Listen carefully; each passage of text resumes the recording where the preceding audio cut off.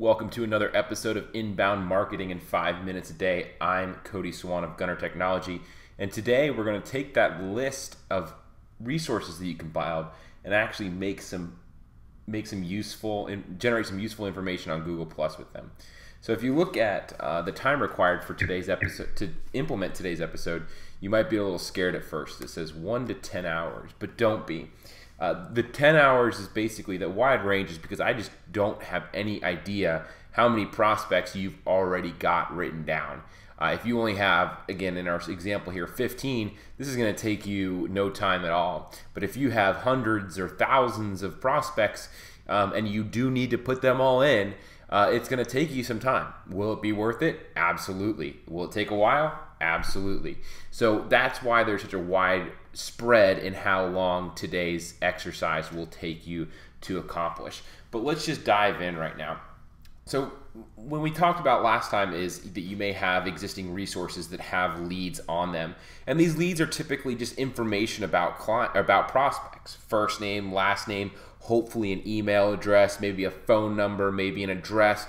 Well, it's time to do some detective work and track these people down on Google+. So that's what we're going to do right now. We're going to go into our Google+ profile here, and we're just going to start searching for these people. You see below as a refresher, we have our prospects bucket, our cupcake prospects, our donut prospects, and our birthday cake prospects.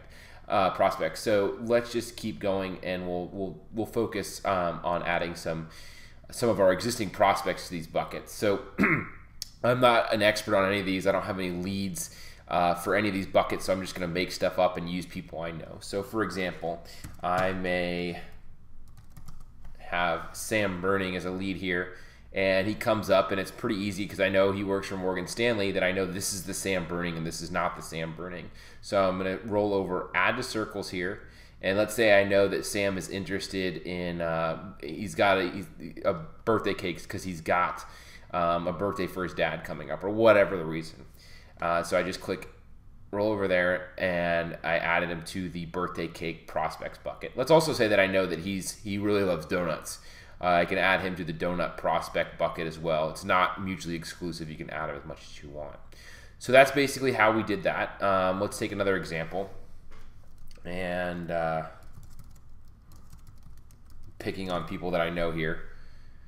And so again, you have to use your your information about the person to know which one that is really talking about here. There's several Rob Dempseys that came up here, and this is the one we're looking for. And I know this basically because of the information that I have on him. So we'll say add to circles, and we'll say, let's say we know that Rob loves cupcakes. We're going to add him to the cupcake prospects circle, and that's it. Very straightforward here. Now, if you need to know more information to drill down, you can click the person's name and then go to about. Like if you're not sure if this is the right Rob Dempsey, you can go in here and get more information about the person, see where they've lived, and you can be, oh, yeah. I have the address for this Rob Dempsey is in Thailand, so most likely this is the right Rob Dempsey. Whereas if you go back here and you look at another Rob Dempsey and you pick this one, and you say, go to his about, and you see he's 26 years old. No, the Rob Dempsey that I'm looking for is older than that. Or, no, he doesn't have a stepdaughter, is married, didn't go to Smyrna High School, so this is not the Rob Dempsey, so I'm not going to add him to any circles.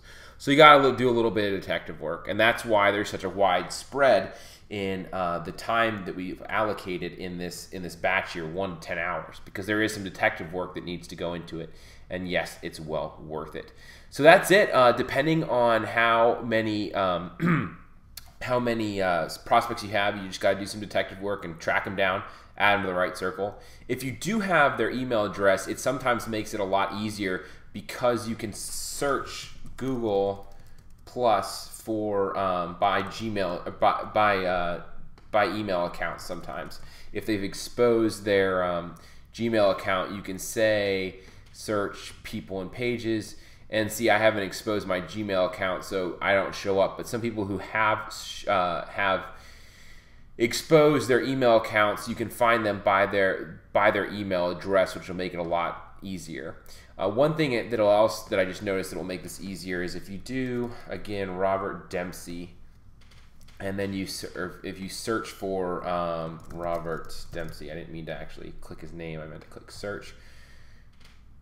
And you can say, by default, it's going to say everything right here. So we're just going to say, no, we want to limit this to people and pages. So this will break it down into a more easily consumable list of potential prospects here, instead of seeing all these posts and everything else. So that's it. You're all equipped to start searching for your prospects on Google Plus and adding them to the correct bucket. The next time we come back, we're going to be taking a look at identifying what our prospects are likely to be talking about on Google Plus. What are they actually talking about in terms of your subject matter, in terms of your domain knowledge? What are they actually talking about? What's their lingo? What words are they using? So we'll continue that sort of investigator work next time. But that's it for today. So get a cracking on adding all those prospects to the appropriate circles, and I'll catch you back here in a little bit.